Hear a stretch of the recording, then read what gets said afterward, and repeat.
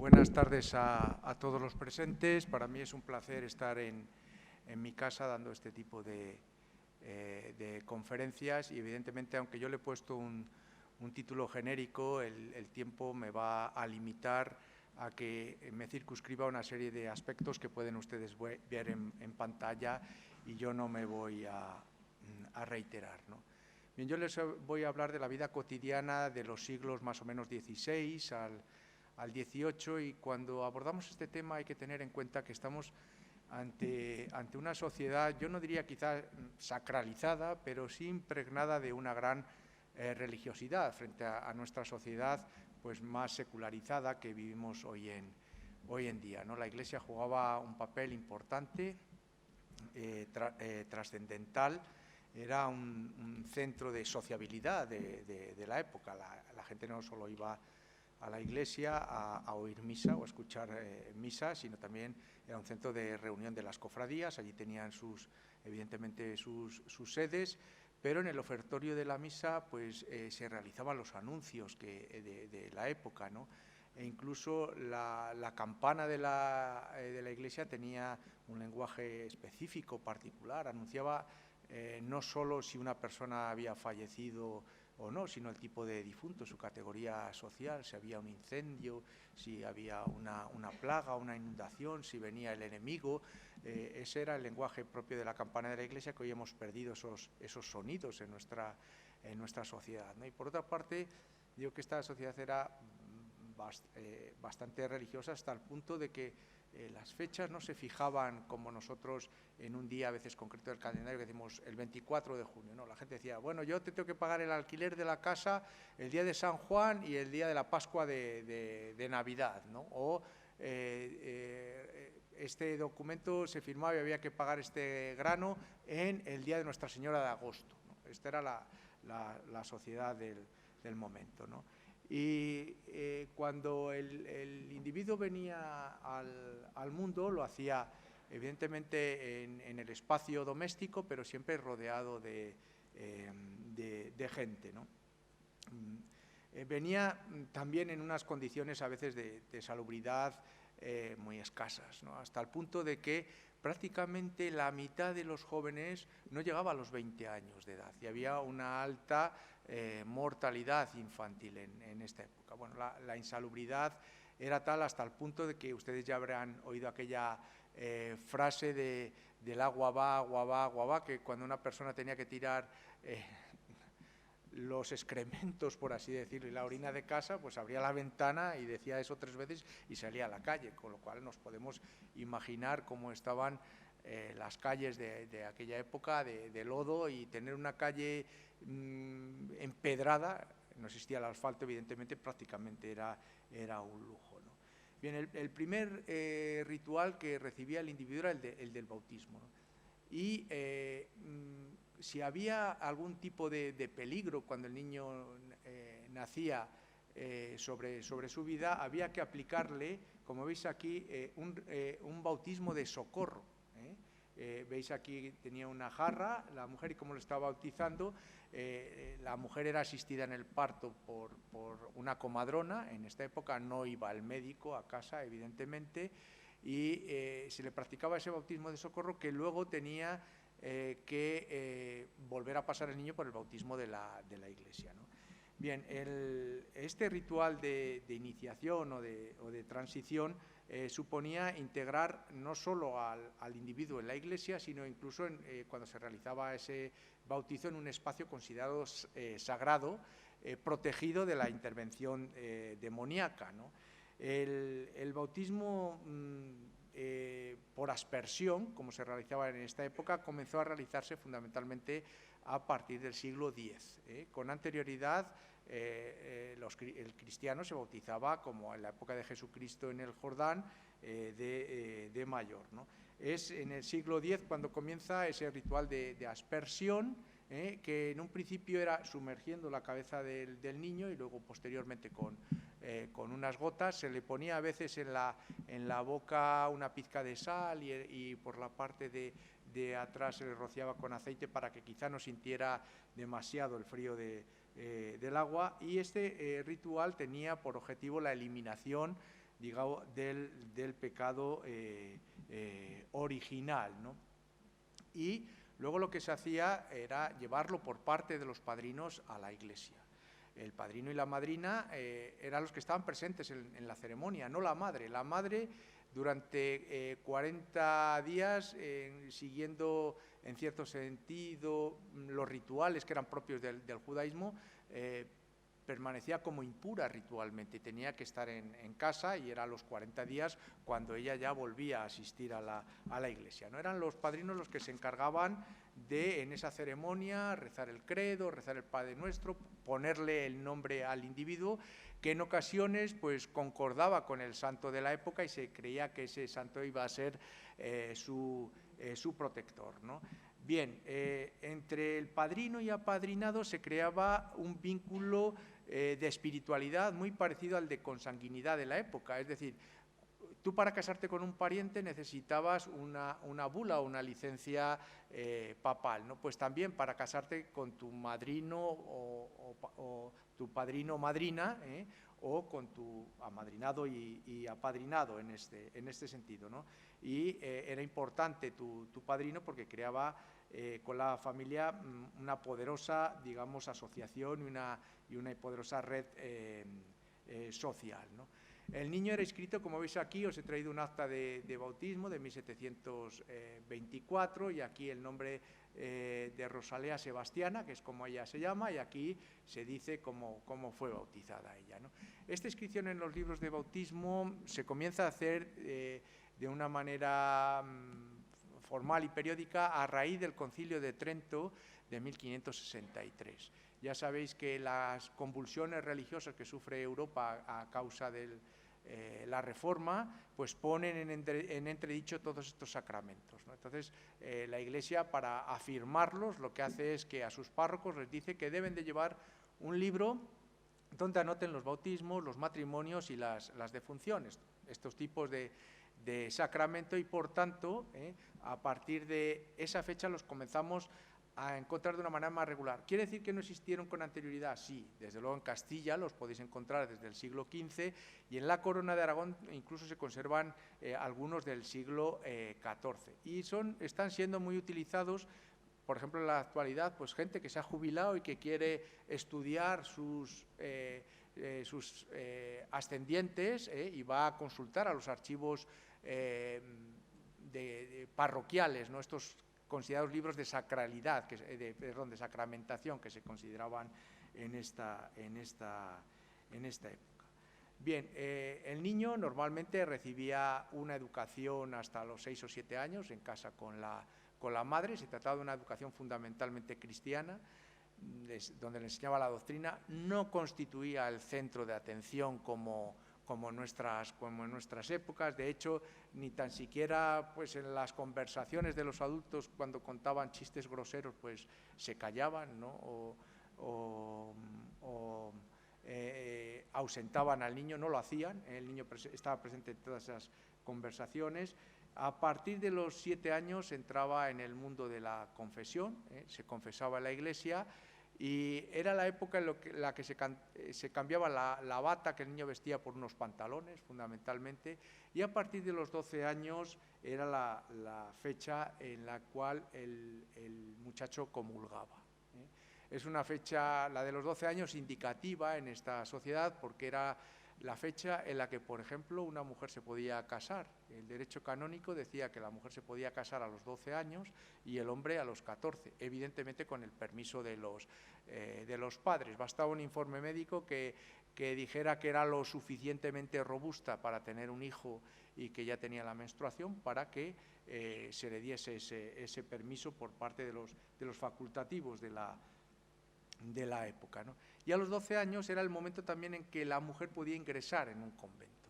No podía profesar hasta los 16 años, hacerse monja de velo negro, de velo blanco, pero sí podía profesar en un convento, ¿no? Digamos que esos 12 años son una fecha significativa, porque el individuo, tanto el niño como la niña, la comunión simplemente era acercarse con su padre al cura y participar de la comunión que daba al resto de los feligreses. La ceremonia que hoy día se desarrolla con una cierta vistosidad, eso empezará en el siglo XVIII. No, en los siglos anteriores no existía. Lo que se daba era, digamos, un ritual mucho más sencillos en ese aspecto, ¿no? Bien, y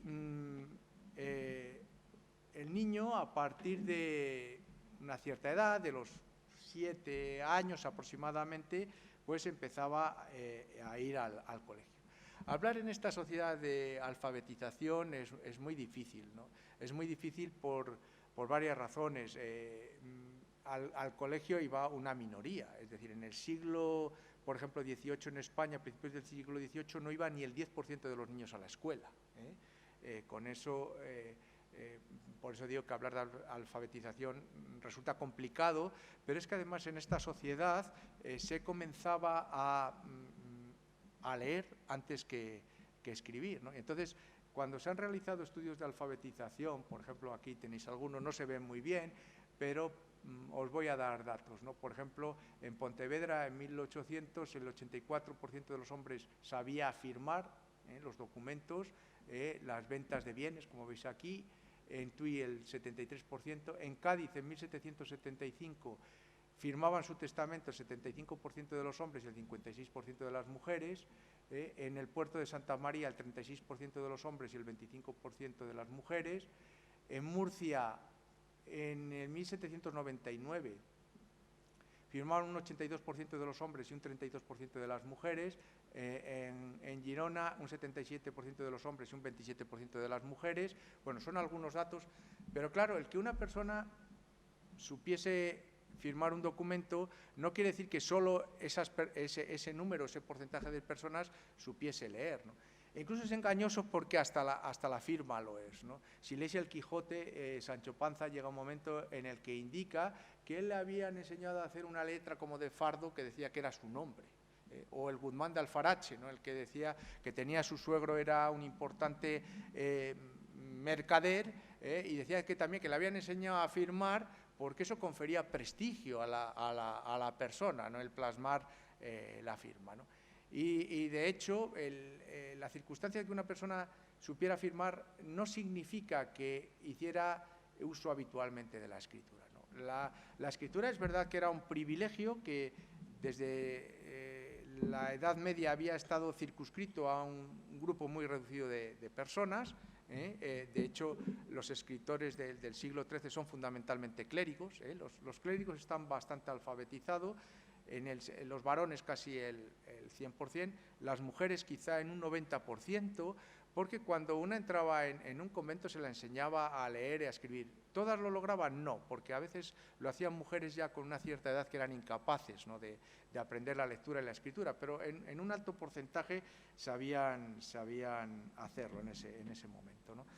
Vivimos en la Edad Moderna, en estos siglos, una etapa en la que se está abriendo el paso de la oralidad y la visualización, es decir, de aprender, por ejemplo, a través de la imagen o a través de la palabra transmitida, a una sociedad en la que cada vez va ganando más terreno la escritura. ¿Por qué? Porque es una sociedad cada vez también más burocratizada. Los reyes necesitan también más individuos en la administración, pero aún así el hecho de la alfabetización, para la alfabetización existen trabas mentales, ¿no? La mayoría de la gente vive en el campo, es decir, el 80% se dedica a labores de carácter agropecuario, es decir, a labrar la tierra, a cuidar del ganado, y no ven en la escritura y en la lectura una necesidad para su futuro, ¿no? De hecho, el Concilio de Trento, que es esa reunión de los obispos con el Papa que hay en 1563, pues se quejaba un poco de que la gente se dedicase a legar fortunas y bienes materiales a sus hijos y no tanto la educación, ¿no? La educación no es un valor social en el sentido que la apreciamos en nuestra sociedad contemporánea, ¿no? Los individuos de la época creen que debe estar relegado pues, para aquellos que se van a dedicar a la administración, a la iglesia o para determinados oficios o profesiones, como puede ser pues, un médico, un boticario, que era el farmacéutico de la época, pero no para todo el mundo, ¿no? La escritura es verdad que cada vez se fue haciendo más importante, ¿no? Y fue ganando terreno porque a mediados del siglo XV se da el fenómeno de la invención de la imprenta por Gutenberg y se multiplica el número de libros que se editan, pero eso no quiere decir que la gente por eso lea más, ¿no? Si pasa a veces en nuestra sociedad, ¿no? Que tenemos multitud de medios para acceder al libro y no significa siempre que la gente lea más. Y sobre todo teniendo en cuenta que en aquella sociedad para alfabetizarse en muchos casos había que pagar. El educarse no es, como he dicho, un derecho que hemos logrado las sociedades contemporáneas, es un privilegio. Y muchas veces el individuo tiene que pagar, por ejemplo, su hijo, para cuando va a la escuela, tiene que pagar £1 al mes por aprender a leer, 2 si es por aprender a escribir y 3 si se adentra en el aprendizaje de la aritmética, es decir, en aprender a sumar, a restar, a dividir y a multiplicar, ¿no?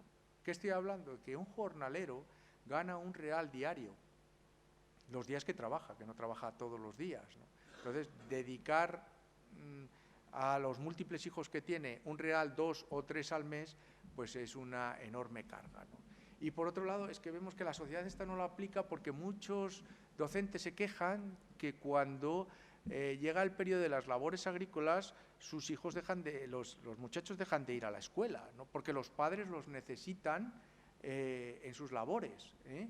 Y estamos ante una sociedad que no proteja al menor, ¿no? Por contar un dato anecdótico de una ley, hay una ley en 1540 que dice que los niños a partir de los 5 años que ya no acompañen a los lazarillos, es decir, a los ciegos, no hagan de lazarillos, que no acompañen a los ciegos. ¿Por qué? Porque hay que proteger al menor, no, sino simplemente porque creen que ya a partir de esa edad pueden aprender un oficio y pueden aprender una profesión. Es cierto que no se suele hacer a edades tan tempranas, pero es así, ¿no? en la vida. Y de hecho hay muchos niños que a una corta edad están sirviendo. Yo no me he encontrado muchos testamentos en los cuales personas que pues no tenían hijos, habían criado a niños que habían quedado huérfanos, muchos de ellos que en esas partidas de nacimiento que tenéis ahí pues suelen aparecer como hijos de padres desconocidos, en ese sentido, y a veces con nombres como María de la Concepción, apellidos como de Dios o del Espíritu Santo, son apellidos generalmente de gente que se van a criar en muchos casos en casas de huérfanos, ¿no? Y estos niños que son abandonados, algunos de ellos en las puertas de las iglesias, un alto porcentaje acaban muriendo porque no había amas de cría suficientes para amamantarles. En aquella época, amas de crías a las que se le pagaba por parte de las instituciones benéficas del momento. Bien, pues estoy diciendo que la alfabetización en ese sentido queda reducida a determinados grupos en los cuales están los nobles y los clérigos, que son los sectores privilegiados de esta época, y en mucha menor medida, aproximadamente no llegan probablemente a la mitad, los sectores artesanales. Y en el campo, evidentemente, la alfabetización es muy baja, ¿no? Podemos decir que también es mucho más elevada en la ciudad que en el campo, en esta sociedad, y que va creciendo a medida que va transcurriendo el tiempo en la Edad Moderna, pero no de una manera lineal, sino con cortes de sierra, periodos cíclicos, en los que tiene que ver las crisis económicas, ¿no? Cuando hay crisis económicas, pues evidentemente la gente no puede ir a la escuela, como sucede en otras sociedades, ¿no? Quizás en la nuestra. Bien, ¿cómo era la escuela o la asistencia a la escuela en esta época? Bien.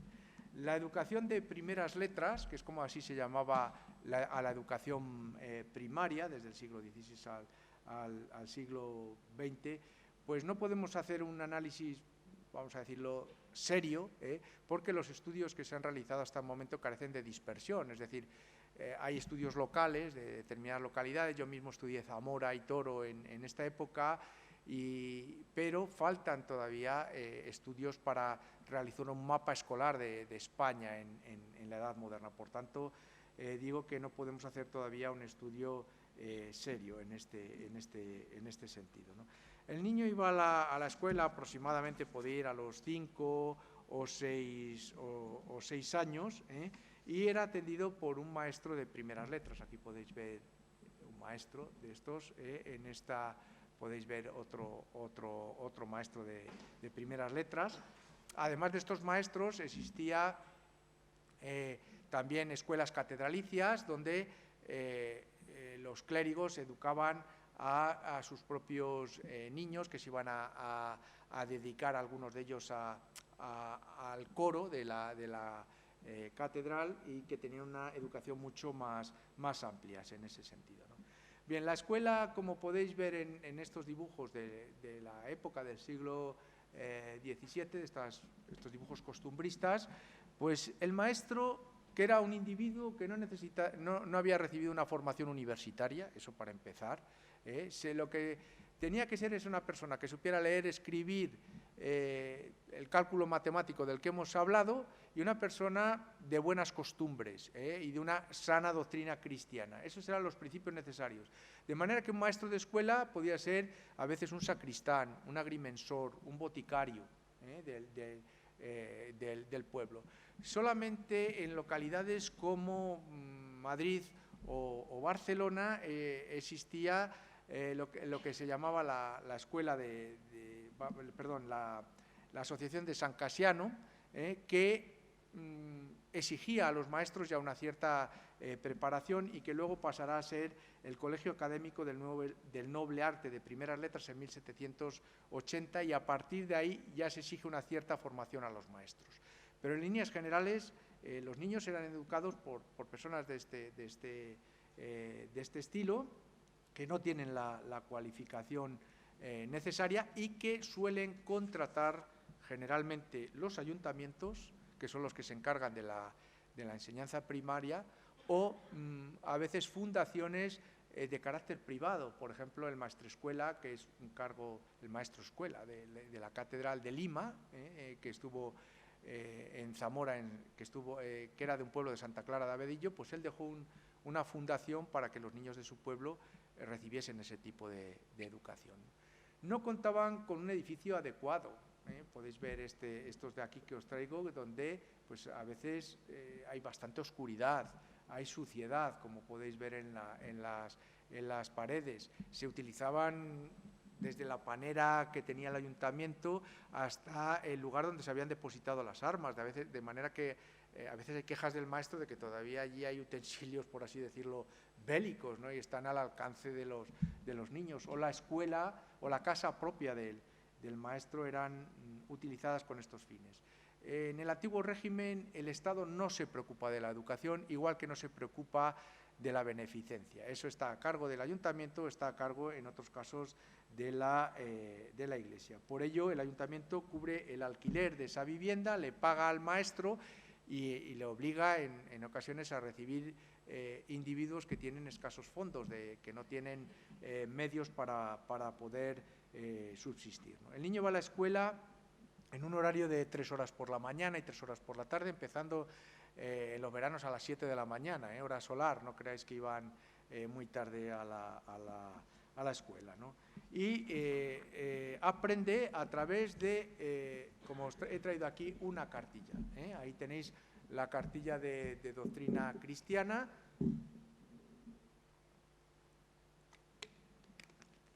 que esta la publicaba la Iglesia de Valladolid, que se convierte en catedral precisamente con los fondos que recauda de la venta de estas cartillas. Puede financiar la construcción de la catedral, y que se editaron por millones, aunque os parezca mentira, y se exportaban también a América. Estas cartillas, atendiendo al carácter religioso de la época del que estoy hablando, pues tenían una invocación, como veis aquí, de carácter explícito, Jesús, María y José. También empezaban así algunos documentos de la época, no exactamente con esta invocación, pero los testamentos, por ejemplo, lo hacían in Dei nomine amen, es decir, en el nombre de Dios, amén, ¿no? Esto se hacía en mayor medida en la Edad Media, ahora va perdiendo presencia esa invocación, pero al niño, como veis, se le enseñaba el abecedario, luego a silabear, ba, be, bi, bo, bu, luego, con 3 letras, man, mon, min, mon, mun, cómo se tenía que persignar en el Padre Nuestro, el Ave María, el Credo, la Salve, tenía que aprender, los sacramentos de la Santa Madre Iglesia, cómo tenía que confesarse ante Dios, y algunas palabras en latín para ayudar a misa. Eso es lo que la enseñanza que recibía. Y también, como veis en estos impresos, pues se les enseñaba a la conversión de moneda en la época, que era lo que necesitaba, es decir, ¿cuáles eran las monedas más utilizadas? El ducado. Pues les enseñaba al niño que un ducado tenía 11 reales y que un ducado tenía además 375 maravedíes, y que además que el real tenía además 34 maravedíes, ¿no? Entonces él ya a partir de ahí pues enseñaba a hacer sus cálculos, pero también le enseñaban otro tipo de monedas, a qué equivalía una vara, a qué equivalía una legua, a qué equivalía una carga, a qué equivalía una fanega, que eran realmente, digamos, bastante útiles para la vida cotidiana del individuo, ¿no? Bien, además de la cartilla, pues el niño aprendía a través de lo que se llamaban cartapolos, que eran grandes carteles o cartelones que aparecían pues las vocales y las consonantes a través de letras cortadas que eran en metal o en madera, muy parecidas al Scrabble con el que jugamos en nuestra época, pues eso le enseñaban a los niños. Y en un nivel muy superior, en ocasiones utilizaban unos libros que eran los catones, que eran muy extendidos, y eran libros de civilidad o de comportamiento de la época, ¿no? de cómo debían de dirigirse a las personas, cómo debían de comer en la mesa, pero la Iglesia Católica los consideró como demasiado secularizados estos libros y acabó suprimiéndolos, y se emplearon otra serie de libros, ¿no? Esto era en cuanto a la lectura. En cuanto a la escritura, al niño se le enseñaba, como vais a ver aquí, a escribir con pluma, con una pluma de ave, y dependiendo del corte, pues se realizaba la anchura de la letra, ¿no? Por ejemplo, si lo que querían hacer una letra gótica, que es muy amplia, se hacía un corte más ancho, ¿no? Y las escrituras de esta época, pues había diferentes tipos de letra, como era la humanística, que es la que utilizamos nosotros hoy día, la letra cortesana, que era la letra de la corte, como su nombre indica, y la procesal, que era la de los procesos, que era una letra bueno, decía Cervantes que era una letra endiablada que ni el mismo Satanás la entendía, ¿no?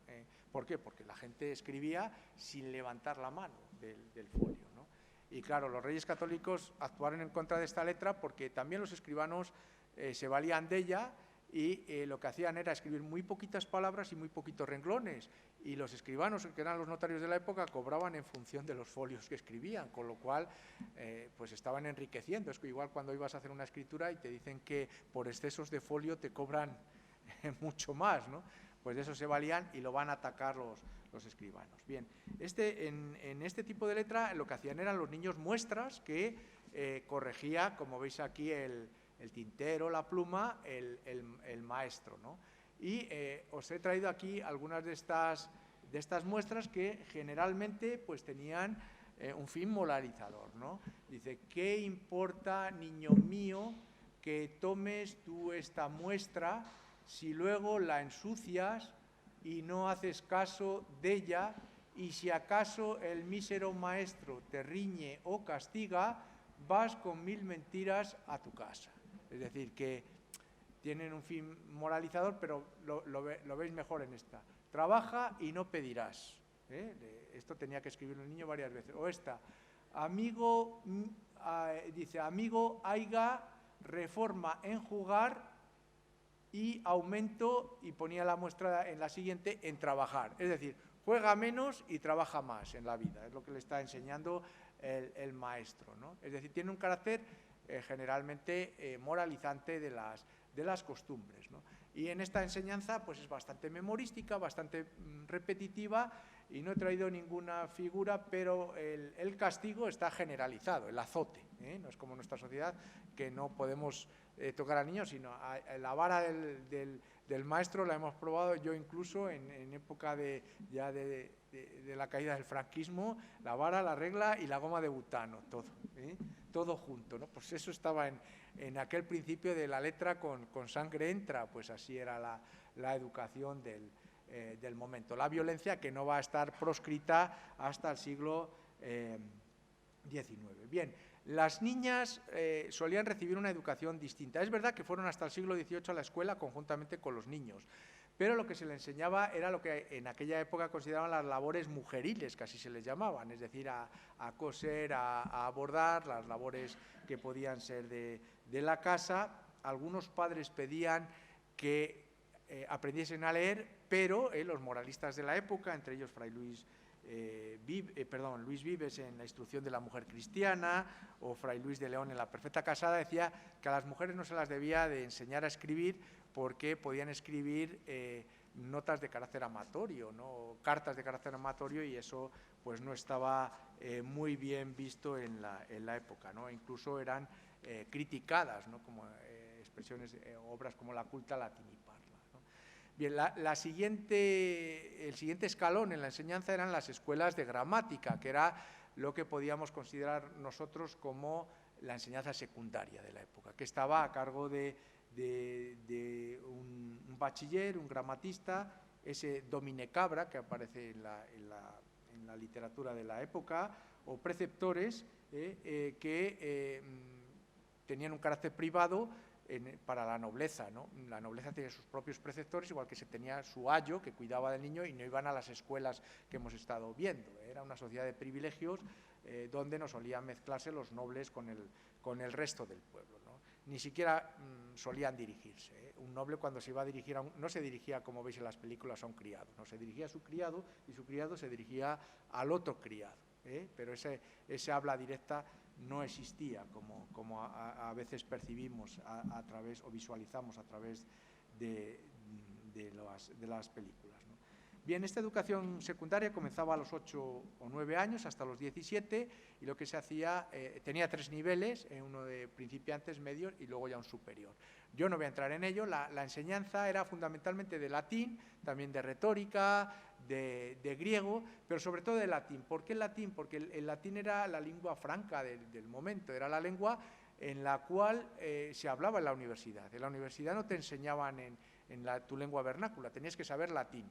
Y de hecho eso favorecía pues el Erasmus de la época, el que uno se pudiera ir a estudiar a la Sorbona, a París o a Bolonia, Italia, porque iba a entender las clases, se daban en latín en aquel momento, a diferencia de nosotros. Bien, esta enseñanza, como gran parte de la enseñanza primaria, va a estar en manos de los jesuitas en España, ¿no?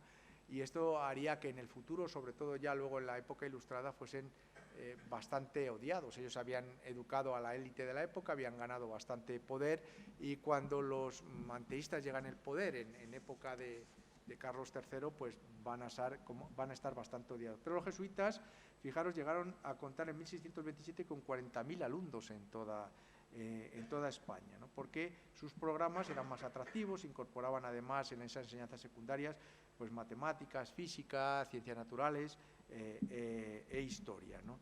Bien, en España va a haber un florecimiento desconocido durante todo el siglo XVI, pero a partir ya del siglo XVII, en 1623, el rey decide que eso se frene, y que no puedan tener centros de enseñanza de gramática, pues por ejemplo los hospitales, los lugares de beneficencia, las escuelas de expósitos, y además que para tener una escuela de gramática tiene que haber una financiación fuerte detrás, 300 ducados de renta, en aquella época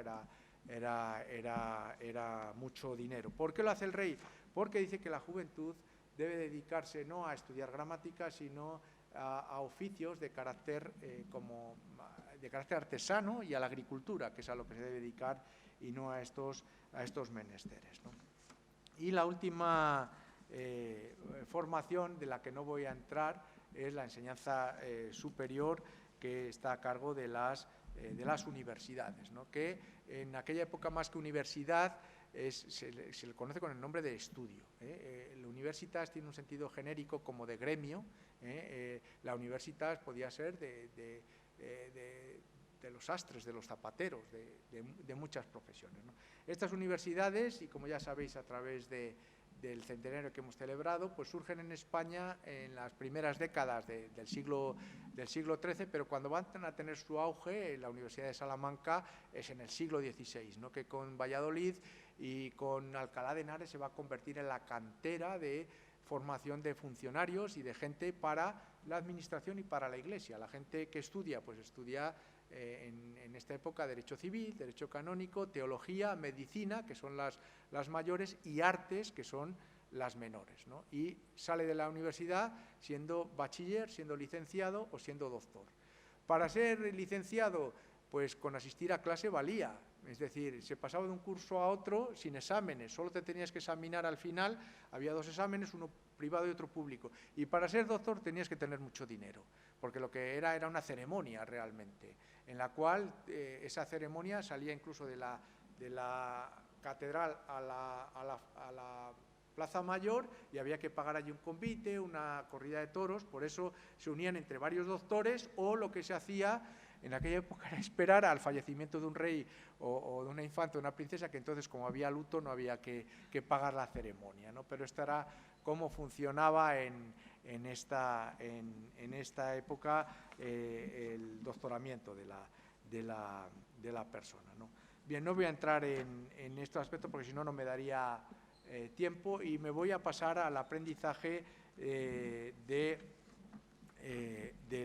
un oficio o de una profesión, que solía hacerse pues en una media o una edad media de unos 15 años de edad, ¿no? Nos ha quedado pocos rastros de cómo la gente aprendía en esta época, por varias razones. Primero, porque la mayoría lo hacían con su padre, es decir, había un proceso endogámico, algunos llaman endotécnico, el término de ahora, es decir, de enseñarle la técnica, pasar de padres a hijos, y eso se hacía de una manera visual u oral, y solo nos han quedado contratos como los que pues os pongo ahí. Este que tenéis aquí no se ve muy bien, una carta de aprendizaje transcrita de la época, cuando el artesano lo que quería era que su hijo aprendiese una profesión complementaria a la suya. Por ejemplo, él era batidor de oro y dice, bueno, pues quiero que un hijo sea ensamblador para que haga retablos, otro que sea batidor de oro, por ejemplo, y otro platero, ¿no? Y entonces, ahí sí los hijos pasan a aprender con otros maestros. O cuando se trataba de quienes no eran hijos de maestros y aprendían esa profesión, ¿no? Bien, en esta época se creía además que había casi una transmisión genética de las habilidades del padre a hijo, es decir, que si uno había nacido noble, se le presuponía el valor y la habilidad militar, y si uno había nacido hijo de un zapatero, pues que iba a remendar bien los zapatos de la época. Esta era la mentalidad de la época en ese sentido, ¿no? La mayoría de los aprendizajes artesanos estuvieron limitados a los hijos varones. Las mujeres lo que aprendían eran oficios fundamentalmente de carácter textil en aquella época, o eran comadronas también, ayudaban en el parto, ¿no? El resto de los oficios estaban limitados. De hecho, por lo que se hacía, si un maestro artesano no tenía hijos, casaba a su hija con el oficial. Es decir, hay estrategias familiares en la nobleza, en el campesinado y digamos, en el mundo de los oficios para el matrimonio. Yo no voy a poder hablar de ello, en otra ocasión quizá. Pues lo de la vida cotidiana es muy amplia, las facetas, se pueden hablar de muchas cosas.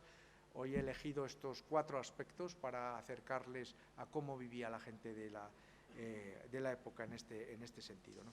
Bien, para aprender un oficio artesano no se exigía un requisito previo, salvo en determinados oficios, como podía ser un boticario, es lo que iba a ser un farmacéutico de la época, o un platero. Luego, a partir de este siglo XVI, en algunos gremios sí se comienzan a pedir lo que se llamaba la limpieza de sangre. Por ejemplo, el gremio de plateros de Valencia. ¿Qué quería decir eso? Que para aprender ese oficio tú no podías ser hijo de un judío o descender de un judío, de un moro, que era la palabra que se empleaba en la época, no es que yo esté políticamente hablando de una manera incorrecta políticamente, o de un penitenciado por la Inquisición. Entonces no podías ascender a ello. Lo mismo sucedió en otros ámbitos. Para entrar a la universidad también se exigía esto, e incluso algunos tenían que jurar o votar, como se decía en aquella época, hacer voto por la Inmaculada Concepción de María, si no, no podían entrar ser profesor de la universidad, ¿no? Bien, el tiempo de aprendizaje variaba no solo de unos oficios a otros, sino dentro de un mismo oficio. Nos encontramos cartas de aprendizaje que duran meses para un zapatero y otras a lo mejor duran años. Lo que sí es cierto es que cuanto más jovencito era el niño, más años estaba en el aprendizaje. Tardaría más o para compensar de que el maestro no le podía a veces enseñar mucho y hacía labores de servicio en la casa.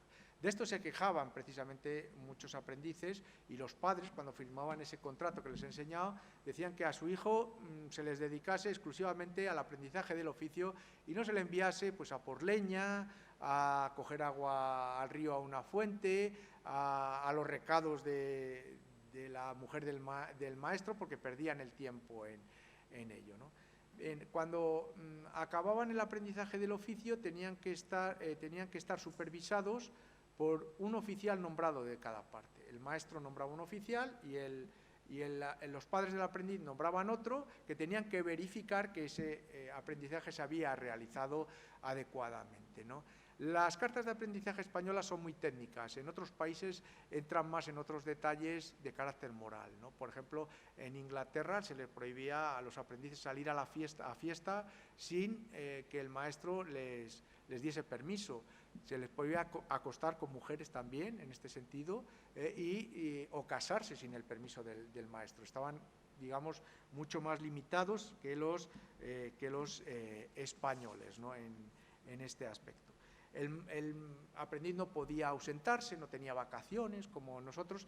Algunos contratos, algunos padres sí logran que el maestro les dé un permiso para ir a trabajar con las viñas de él, y el maestro en unas ocasiones recibe un dinero, o podía ser una posesión, una casa o una tierra por parte del padre del muchacho, y en otros casos no. Si se ausentaba, la familia tenía que ir a buscarlo y encima tenía que pagar el gasto de un oficial que atendiese al maestro durante el tiempo que estaba ausente. Es decir, las cláusulas contractuales generalmente desfavorecían bastante al aprendiz y favorecían bastante al maestro en ese sentido, ¿no? Y bien, y por último, el último aspecto del que voy a entrar, en el caso de la mujer, pues quedaban dos salidas en este sentido: o entrar a formar parte o casarse, por así decirlo, o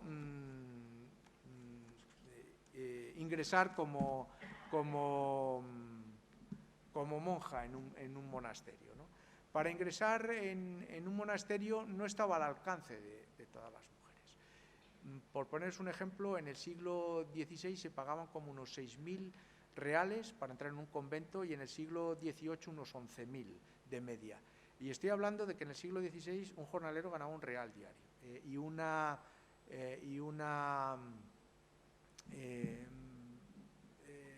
persona pues tendría que trabajar, un jornalero, fijaros, 6.000 reales, 6.000 días de trabajo, ¿no? en esta época. Bien, en los conventos solían entrar pues generalmente hijas de nobles, de mercaderes o de profesores universitarios. Habitualmente era así, ¿no? Una mujer no pagaba dote si tenía cualidades musicales, es decir, si había aprendido pues algún tipo de instrumento como el arpa o el piano, entonces podía entrar de manera gratuita al convento, aunque evidentemente, esto entre comillas, porque su padre había pagado aquella formación musical, generalmente a músicos de capellanes que le enseñaban música a esta chica, y sí había que pagar pues los gastos de las tornabodas, que os pongo ahí, que eran los gastos de entrada de la toma de hábito en el convento, ¿no? Yo sobre este aspecto pues y hago propaganda, ¿no?, en este sentido. Hace poco he escrito un libro sobre la monja organista y cantora, una mujer que fue obligada por su padre a entrar al convento. Ella incluso se escribía con un mozo de su pueblo que acabó siendo escribano, y a pesar de todas las penalidades que sufrió, y encarcelada incluso dentro del convento, yo no voy a entrar a narrar su vida, pues no pudo salir, ¿no? Cuando alguien ingresaba en la vida religiosa, tenía una edad mínima para hacerlo, que eran los 12 años. ¿Quiere decir que esto que no había niñas con menos edad en los conventos? Sí las había. La familia, y sobre todo familias nobiliarias, o si eran hijas naturales, es decir, esas hijas que se habían tenido fuera del matrimonio, muchos casos antes de casarse, porque la persona luego se casaba con otra mujer, se educaban en estos conventos. E incluso estaban, generalmente, si tenían algún familiar, iban a ese tipo de convento, e incluso las disfrazaban de monjas para que cuando hubiera una inspección, pues parecieran que eran niñas que se estaban allí formando, pero acababan criándose dentro de esos conventos. En los salmantinos hay muchos conventos que criaron este tipo de niñas, el de la Madre de Dios, el de Santa Ana, el de Jesús. Yo tengo noticias de monjas que se criaron allí. Tenían que entrar un mínimo de 12 años, un año de noviciado mínimo, y a los 16 hacían la profesión, ¿no? ¿Por qué metían la gente a sus hijas monjas? ¿Entraban realmente vocacionalmente? Era muy difícil que entraran vocacionalmente. Lo que se hacía era, entre comillas, colocar una hija en un convento, porque era mucho más barato que pagar la dote del matrimonio. Le salía más barato a la familia. Entonces lo que se hacía a la familia, la estrategia familiar, era al hijo mayor se le dedicaba gran parte de la hacienda y la fortuna para incrementar el mayorazgo, y las hijas iban al convento. Cuando iban a profesar, se les sometía a una exploración de voluntad, como la que veis aquí, que era una serie de preguntas, un interrogatorio en el cual se le venía a preguntar no solo sus datos de filiación, sino si había experimentado los trabajos del siglo, es decir, las cargas de la vida secular, era el siglo de fuera del convento, si estaba de acuerdo con el convento que había elegido. Bien, eso se hacía. Algunas se las sacaron fuera del convento, pero otras en una parte apartada del convento, que se decía que no era clausura, que era más allá de la puerta a arreglar. Y estos interrogatorios realmente reflejaban la voluntad de la mujer. Pues no siempre, porque, por ejemplo, la hija del conde de Alba en Zamora, que ingresó con meses en el convento, se le preguntó si había experimentado la vida secular, y ella dijo que sí, y no había salido del convento en su vida, ¿no?, por ejemplo, ¿no? Y luego tenemos lo que son las cartas de protesta en los protocolos notariales ante los escribanos, en las que esas mujeres vienen a decir que habían sido forzadas por sus familias a, digamos, profesar esa vida religiosa. Se le daba 5 años por parte del derecho canónico para que ellas pudieran seguir el pleito y demostrar. Si la mujer tenía el apoyo familiar, pues acababa saliendo. Yo incluso he visto mujeres que después, no de 5, de muchos más años, acaban heredando un mayorazgo, como doña Leonor de Leiva en Zamora, que prometió a sus compañeras de celda que si ella ganaba el pleito las iba a ayudar y a dotar más al convento, y evidentemente lo gana, ¿no? Demuestran que su tía la ingresó allí, su tío, perdón, y que su tía era entonces abadesa, la disfrazaron de monja, pero que ella estaba destinada al matrimonio, acabó con el apoyo de las monjas demostrándolo, y se casó aquí con un noble de Salamanca, además, y se vinieron a vivir a Salamanca, ¿no? Entonces dependía un poco del apoyo y de la situación familiar, ¿no? Bien, la monja durante el periodo de noviciado estaba con la madre abadesa y la maestra de novicias. Se le prohibía el trato con todas las demás. En la celda de estas monjas se le tenía que enseñar, según los tratadistas, lo duro que debía ser la vida conventual. era como una especie de éxodo, como el pueblo israelita, que se pasaba mal, pero luego se llegaba a la tierra prometida y se convertían, luego tras la ceremonia, que había en esposas de Cristo, del Espíritu Santo, ¿no? Y se le cortaba el pelo precisamente porque ese corte de pelo en la antigüedad venía simbolizando, era el corte que llevaban las esclavas, ¿no? Y se habían convertido en esclavas de Jesucristo, ¿no? Y algunas de ellas perdían su identidad en el sentido de que cambiaban su nombre, a otras se les añadía el título de doñas y se llamaban igual que en el siglo, pero otras perdían su nombre y se llamaban, pues, por ejemplo, María de la Visitación, o María de Jesús, del Espíritu Santo, o de Santa Teresa de Jesús, dependiendo, ¿no? Porque ya había sido beatificada en aquella época. Y a partir de ahí, pues, vivían una vida digamos, de clausura, con los 3 votos de obediencia, de castidad y de teórica pobreza, que no siempre era así. Ni todas las monjas vivieron de la misma manera. ¿Por qué digo esto? Porque hubo muchas monjas de la nobleza, perdona, estoy intentando, no corre esto, se ha atascado y no va ni para arriba, ni se me ha ido al final de todo. Bueno, me refiero que dentro del monasterio hubo monjas que tenían a sus 2 laterales sus criadas, que les hacían su propia comida y vivían como tales nobles, y luego dentro de los conventos había monjas de velo negro y monjas de velo blanco. Las monjas de velo negro pagaban la mitad de la dote y eran las que realizaban las labores domésticas, por ejemplo, de enfermería, que no se consideraba un trabajo de tanto prestigio como en la actualidad, las de cocina, gallineras, graneras, que almacenaban el grano, y luego estaban las monjas de velo negro, que eran las que pagaban una dote muy superior, que ejercían los oficios de prestigio, entre ellos la de madre abadesa, maestra de novicias, o la provisora, y que además eran las que se dedicaban a las labores espirituales, es decir, a las labores de rezo, y eran las que tenían voz y voto en las decisiones conventuales, es decir, cuando se reunían, por ejemplo, para recibir una nueva monja, por ejemplo, ¿no? Eran las que votaban. Las de velo blanco no tenían el derecho a ese voto, ¿no? Y por tanto, dentro del convento, esa división y dicotomía que existía en la vida corriente y habitual la encontramos también en el convento. Bien, esto es lo que le quería comunicar para que conociesen un poco más cómo era la vida cotidiana en aquella época. Yo me he dejado otros muchos aspectos, pues, relativos al matrimonio, al ocio, a la enfermedad, a la muerte, pero quizá tengamos, pues, otra ocasión en la cual les pueda hablar de estos temas. Muchas gracias por su atención.